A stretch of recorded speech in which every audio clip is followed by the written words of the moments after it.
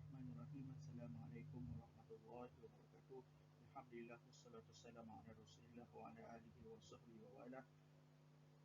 Saya bernama Syabib bin Idrus bersama sahabat-sahabat saya akan membentangkan satu kertas kerja yang berkaitan dengan ketamadunan manusia. Ada hubungannya dengan Islam yang bertajuk eksistensi manusia purba dan manusia moden menurut perspektif Islam.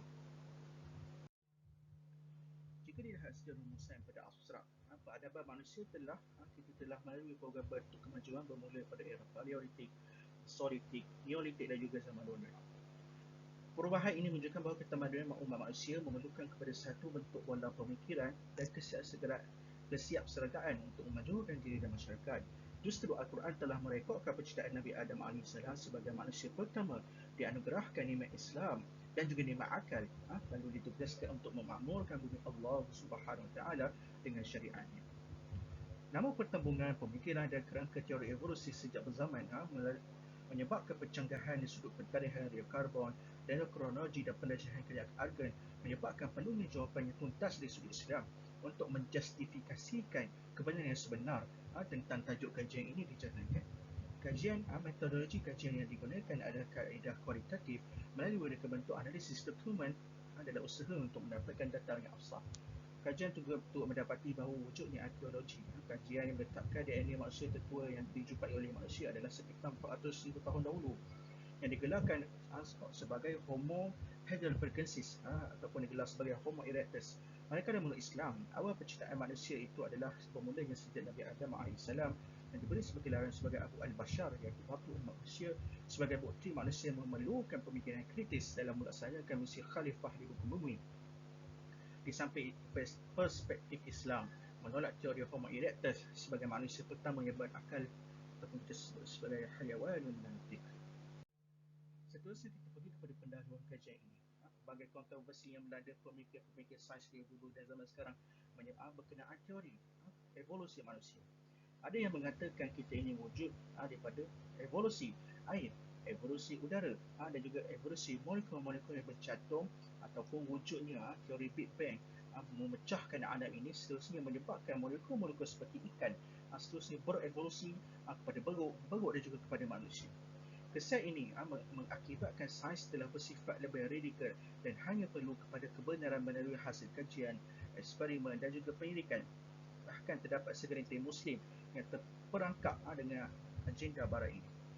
Justru menurut Syekh Izzat Darwazah dan Fazli, sains tauhid berfungsi sebagai satu wadah ilmu menjelaskan isi kandung Al-Quran yang benar di samping membuktikan usaha manusia melalui penyelidikan yang moden. Dapatan kajian oleh Khairi menjelaskan masih terdapat di kalangan orang-orang Malaysia, rakyat Malaysia, terutama dalam silibus penulisan yang menyokong teori evolusi, khususnya golongan relativism sekularism yang menolak penggunaan agama sebagai hujahnya argumentif. Adapun di peringkat menengah rendah, mata pelajaran sejarah dan juga biologi turut menyokong seolah-olah manusia purba adalah mankind yang mempunyai akal yang kemudian dia menjadi manusia sekunder berevolusi hasil penemuan fosil-fosil berusia puluhan ribu manakala ratusan ribu tahun. Terus pada masalah kajian ini kita dapat lihat bagaimana perkembangan teori Darwin dikatakan bermula pada tahun 1880 dengan mengetengahkan aspek biologi, sosiologi dan eugenik kepada ekonomi, falsafah dan sejarah ketamadunan manusia, di mana beliau berpusatkan kepada the struggle of existence dan the survival of the fittest. Darwin mengatakan manusia ini, kita sekarang ini adalah satu produk evolusi daripada satu sel yang hidup secara sederhana. Kemudian yang secara perlahan berlaku perubahan pada struktur akal dan organisma badan sehingga menjadi manusia yang sempurna. Sebagai kesimpulan kepada permasalahan berikut, para ulama merumuskan bahawa manusia berasal daripada dua jenis bahan utama, iaitu tanah dan air, serta membuktikan Homo sapiens yang bermula sejak Nabi Adam AS adalah manusia yang berakal. Ia sekaligus membantah dakwaan para evolutionism yang mengatakan manusia adalah prototype dan berevolusi pada makhluk purba. Islam tidak pernah menolak ilmu-ilmu berkaitan sains, bahkan meraihkan kepelbagaian integrasi yang dilakukan oleh sains untuk membenarkan sesuatu keadaan. Namun masih terdapat di kalangan umat sekarang, masyarakat sekarang masih terpengaruh dengan fahaman Darwinism dengan mendatangkan hujah sokongan bawah data berkenaan evolusi kehidupan adalah bersifat empirikal dan ia masih berada di bawah produktiviti sains yang bersifat paradigma, dinamik dan mempunyai teori biogenesis. Justru artikel ini akan membincangkan berkenaan manusia purba dikenali sebagai Homo erectus ataupun Homo neanderthal ataupun Pithecanthropus erectus menurut ahli ekologi dan geologi, serta perbezaannya dengan Homo sapiens menurut sudut pandang Islam. Teori evolusi manusia ini bukanlah perkara yang baru, bahkan telah wujud, diperbincangkan, diperbahaskan oleh para ulama-ulama terdahulu, bahkan ahli cerdik pandai sejak zaman Yunani kuno sebelum zaman Socrates. Ahli falsafah Yunani kuno seperti Thales, Anaximander dan Heraclitus of Ephesus mempunyai sisi pandang yang tersendiri berkenaan wujudnya manusia ini melalui evolusi yang pelbagai. Ada yang mengatakan daripada air, mengatakan daripada api, ada yang mengatakan daripada teori pertentangan dan sebagainya. Kita pergi seterusnya kepada penciptaan manusia menurut Islam. Seperti mana kita beriman kepada Allah Subhanahu Wa Taala. Kalimah Al-Turab, At-Tin dan sebagainya yang disebut bagaimana proses penciptaan manusia di Al-Quran itu menunjukkan bahawa manusia itu adalah melalui ibu bapa yang sama, iaitu Nabi Adam dan juga Siti Hawa alaihissalam. Kata Al-Turab, kita dapat lihat bahawa Allah menyebut inna masala Isa 'inda Allah kamasali Adam khalaqahu min turabin summa qala lahu kun fayakun. Sesungguhnya penciptaan Isa di sisi Allah itu adalah sama seperti Adam. Jadi ayat ini sudah menunjukkan bahawa manusia yang sekarang ini adalah berasal daripada zuriat Nabi Adam alaihissalam. Kalau kita tengok pada At-Tin, iaitu lumpur, Allah berfirman dalam surah Al-An'am, "Huwallazi khalaqakum min tinin thumma qada ajala wa ajalun musamman 'indahu thumma antum tamtarun." Dan dialah yang menciptakan kamu daripada tanah. Huwallazi khalaqakum min tin. Yang ketiga, nafkhatul ruh. Allah meniupkan roh ke dalam jasad Nabi Adam alaihissalam dan setiap organ dan anggota badan Nabi Adam alaihissalam dia berfungsi. Allah menyebut khalaqal insana min salsalin kal fakhar. Dia menciptakan manusia daripada tanah keris seperti tembikau. Imam Qurtubi mengatakan bahawa ahli ta'wil bersepakat ayat di atas ditujukan kepada Nabi Adam alaihissalam yang diciptakan daripada salsalin kal fakhar, iaitu tanah liat seumpam bertembikau yang dimasak, ataupun pandangan ini adalah tanah yang bercampur dengan pasir. Yang seterusnya adalah nafkhatul ruh, iaitu Allah meniupkan roh ke dalam Nabi Adam alaihissalam. Fa idza sawaitu fihi farafakhtu fi ruhi faqa'u lahu sajidin. Dan maka apabila telah aku sempurnakan kejadiannya Nabi Adam, dan aku telah meniupkan roh ciptaanku ke dalamnya, maka tunduklah kamu kepadanya dengan bersujud. Setelah lengkapnya proses penciptaan Adam alaihissalam, Allah meniupkan roh ke dalam jasad Nabi Adam bagi tujuan untuk menghidupkannya. Dalam Islam, Nabi Adam adalah bapa kepada sekali manusia berkembang melalui proses persayawaan. Al-Quran secara terperinci memberi gambaran yang jelas kepada proses perkembangan manusia dari satu zaman ke satu zaman. Kita dapat lihat dalam surah Al-Mu'min, Allah sebut manusia dijadikan daripada nutfah, thumma 'alaqah, thumma min mudghatin mukhallaqatin wa ghayri mukhallatin linubayyana lakum nidhaman rahmah dan nafkhatul ruh yang last sekali.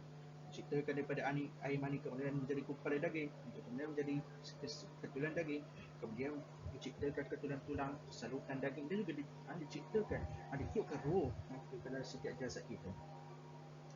Namun begitu, pandangan evolusi barat terhadap evolusi yang berlaku kepada populasi manusia mempunyai perbezaan yang sangat terkadar disebabkan barat tidak mempunyai kerangka ataupun asas dalam pemahaman sesuatu perkara yang perlu kepada landasan wahyu sebagai panduan cara hidup. Walau bagaimanapun kemunculan disiplin ilmu sains yang berkembang seperti bidang genetik sedikit sebanyak mengkaburi teori Darwin, namun para pendokongnya sentiasa melakukan perubahan dan memperbaiki teori tersebut agar selari dengan kemajuan dunia khusus di bidang sains, seperti menyesuaikannya dengan kajian DNA. Seterusnya kita beri pembicaraan utama iaitu tentang Homo erectus, Homo sapiens dan juga manusia. Manusia kewujudan makhluk purba menurut Islam. Sebagai rumus, Homo erectus ini adalah merupakan satu makhluk yang menyerupai manusia, ada kaki, ada tangan, mampu bergerak, boleh hidup di mana-mana, nomad, dan juga namun perbezaannya dengan Homo sapiens adalah makhluk Homo erectus ini tidak mempunyai akal. Walaupun otaknya, kerangka tengkoraknya adalah lebih besar, otaknya lebih besar, namun mereka ini tidak dikurniakan akal. Disebabkan itu disebut sebagai Homo erectus, manusia-manusia yang berasal dan berkeliaran di atas muka bumi. Kalau kita lihat, Homo erectus adalah lebih kajian manusia purba yang pernah hidup sehingga 1.9 juta tahun dahulu. Secara keseluruhannya, ahli fakulti sudah mengkategorikan Homo erectus adalah sebagai spesies manusia yang telah pupus, akan tetapi menyumbang peranan penting dalam ilmu berkaitan garis keturunan evolusi manusia. Namun kita boleh harap pandangan tersebut kerana evolusi manusia tidak berevolusi daripada Homo erectus kepada Homo sapiens. Tidak pernah berlaku perkembangan genetik daripada Homo erectus kepada Homo sapiens. Kerana Homo sapiens ini dari sudut bahasa adalah kalimah terdapat contohnya al-bashar, insan. Bashar ini merujuk kepada Homo atau hominid. Maknanya insan boleh ditujukan kepada Nabi Adam AS yang dipanggil sebagai kelompok Homo sapiens. Homo sapiens menjalani proses evolusi bermula daripada Homo erectus secara berperingkat. Ini yang dikata. Yang paling kata adalah evolusi pada aspek saiz tengkorak yang besar kepada yang kecil. Namun, kemudian menurut pengkaji paleoantropologi, kejadian Homo sapiens ini bermula dan berasal daripada penciptaan Nabi Adam AS. Sedangkan agama lain seperti Kristian mengakui bahawa Nabi Adam itu dan Eva, Hawa itu adalah asal kewujudan manusia. Daripada keduanya lahirlah seluruh umat manusia daripada jalur Nabi Syis AS. Tambahan pula, Homo sapiens atau manusia adalah makhluk yang diganti oleh Allah SWT dalam Al-Quran sebagai khalifah di atas muka bumi, dianugerahkan dengan ilmu, pandai dan mampu berfikir dengan bijak. Ciri-ciri ini membezakan di antara manusia dengan makhluk ciptaan Allah SWT yang seterusnya kita pergi kepada kebenaran wujudnya makhluk purba menurut Islam. Kepelbagaian metodologi penafsiran Al-Quran merupakan salah satu cara dan usaha menjawab persoalan-persoalan bersifat pembuktian melalui kajian tajribat, kerana akal manusia tidak mampu untuk memahami dan mengetahui perkara yang berada di luar upayaan, melainkan terdapatnya bukti-bukti yang kukuh. Di antara bukti-bukti yang kukuh adalah melalui wahyu baginda sallallahu alaihi wasallam, mukjizat umat akhir zaman. Maka pendekatan tafsir ilmi digunakan sebagai satu usaha merungkai permasalahan dan kecelaruan yang berlaku pada ummah. Nur Zatul Shima ini dan Nusuhara ilmu sains yang terdapat di Al-Quran mampu membawa para pengkaji untuk lebih mendekatkan diri kepada Allah SWT, kerana hikmah kebiasaan dalam ciptaannya merupakan satu institusi terbesar dalam aspek mekanik moden yang bersifat tinggi dan juga neutral, dan juga perlunya pengintegrasi ilmu ataupun proses pengislamisasi ilmu agar elemen ketuhanan dapat diterapkan dalam semua. Menurut penjelasan oleh Soleh Hayat, penemuan DNA bersekitar 35,000 tahun dahulu yang ditemukan di Hokkaido, Jepun daripada suku Jomon turut diklasifikasikan sebagai Homo sapiens, kerana mengikut riwayat Israiliyat, anak-anak Nabi Adam dan Nabi Hawa AS mempunyai sebagai 36 orang anak yang dilahirkan berkembar, dan juga Nabi Syis AS ditetapkan sebagai anak tunggal. Maka seramai 37 orang anak Nabi Adam ini berkeliaran di atas muka bumi. Manusia purba tidak boleh kita letakkan sebagai gelar manusia dan erti kata insan, kerana Homo erectus tidak mempunyai akal fikiran untuk berkomunikasi dan juga berinteraksi sesama mereka. Solehah menjelaskan terdapat 4 justifikasi utama dalam menguraikan Homo sapiens Homo erectus. Yang membezakan kedua-dua ini adalah dalam firman Allah SWT, وَإِذْ قَالَ رَبُّكَ لِلْمَلَائِكَةِ إِنِّي جَاعِلٌ فِي الْأَرْضِ خَلِيفَةً قَالُوا أَتَجْعَلُ فِيهَا مَنْ يُفْسِدُ فِيهَا وَيَسْفِكُ الدِّمَاءَ. 4 elemen utama. Yang pertama, ja'ilun, Allah jadikan seorang insan yang kamil sempurna untuk menjadi khalifah di muka bumi. Perkataan kedua, ataj'al fiha, adakah engkau wahai Allah hendak menjadikan di muka bumi itu? Para malaikat kata, kerana di muka bumi sebelum hendak diciptakan oleh Nabi Adam telah wujud yang makhluk-makhluk yufsidu fiha, mereka yang melakukan kerosakan, wa yasfiku dima, yang saling menumpahkan darah. Justru pertanyaan para malaikat kepada Allah berkenaan telah wujud makhluk yang melakukan kerosakan dan pembunuhan menunjukkan terdapatnya makhluk-makhluk yang diciptakan oleh Allah yang telah mendiami muka bumi ini sebelum diturunkan Nabi Adam AS. Kita tengok dari Homo sapiens dianugerahkan dengan intelektual, kemampuan berfikir, wujudnya perkembangan dimensi pemahaman, terbentuknya struktur literatur yang bersesuaian dengan bahasa tersebut. Ini membuktikan kewujudan intelligent quotient IQ dan juga emotional spiritual quotient. Dalam riwayat Ibn Abbas, kita tengok pada ini, qila alimu anna zalika ka'ib mara'u min man kana qabla khalaqa Adam min al-jin wal bin qalahu Qatadah. Qatadah mengatakan telah wujud bangsa jin dan bangsa bin di dunia ini, di muka bumi ini, yang telah mendiami sebelum turunnya Nabi Adam. Kata Abdullah bin Umar, kana al-jinnu qabla Adam bi alfa'ama fasafaqu ad-dima. Jin ni duduk di muka bumi ini selama 1000 tahun.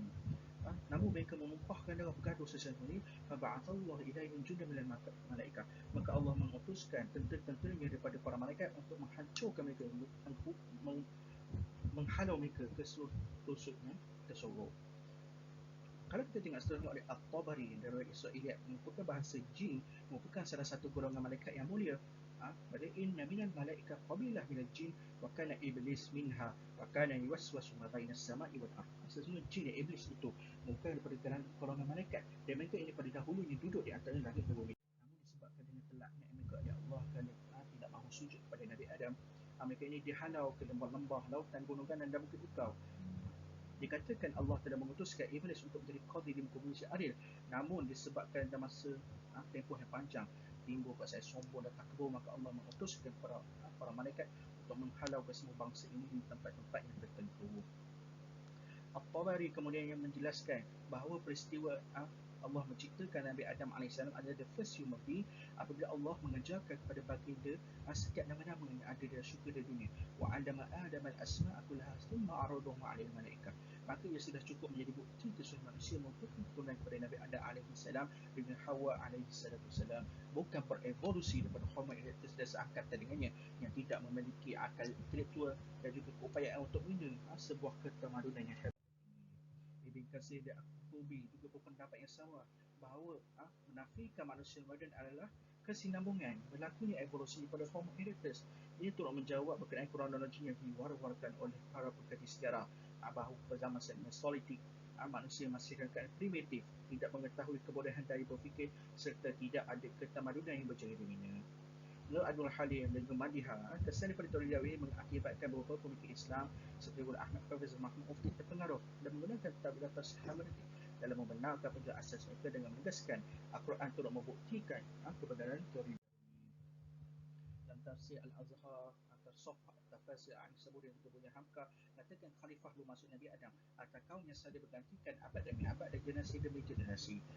Jadi dalam ayat ini menjelaskan bahawa Homo sapiens ini, khalifah adalah makhluk yang diberikan akal oleh Allah Subhanahu Wa Taala, dan juga fungsi Israiliyat walaupun ditolak oleh sebagian ulama, ada ulama yang tawakuf, ada ulama yang menerima fungsi Israiliyat adalah bagi menjustifikasikan bahawa terdapat yang makhluk yang berdiami bumi sebelum Nabi Adam AS diciptakan, iaitu Al-Hayy dan Al-Bin. Justru pembuktian makhluk sebelum diturunkan Nabi Adam ke atas muka bumi adalah benar. Namun kehidupan yang berikan kepada manusia tidak dapat diklasifikasikan sebagai kategori manusia ataupun kerana tidak mempunyai daya akal fikiran dan intelektual tinggi. Penggunaan premis mantik sebagai al-insan hayawanun natik membenarkan lagi teori manusia sapiens bukanlah berevolusi daripada Homo erectus. Sebagai rumusan, manusia adalah makhluk pada semuanya. Laqad khalaqal insana fi ahsani taqwim. Dianugerahkan oleh Allah kepada berfikir, berinteraksi, berkomunikasi, dan juga ditugaskan oleh Allah untuk menjadi khalifah di muka bumi. Ya Daud, inna ja'alnaka khalifatan fil ardh. Fenomena di media sosial yang membangkitkan isu teori evolusi telah menjawab dan ditentang sewajarnya diperjelaskan menurut sudut pandang Islam juga sains tahun ini. Bagi ikutan pula dengan kajian yang masih berjalan oleh sebilangan profesional akademik Islam bahawa Nabi Adam sebenarnya sudah wujud diturunkan ke bumi sekitar 160,000 tahun dahulu dan membuktikan pencanggahan karismatik seperti zaman Mesolithic dan zaman Kansa adalah tidak tepat, kerana Nabi Adam telah membina tamadun dengan erti kata pembangunan sosial berinsan dan kerja berfikir dipandu keimanan dan takwaan kepada Allah Subhanahu Wa Taala.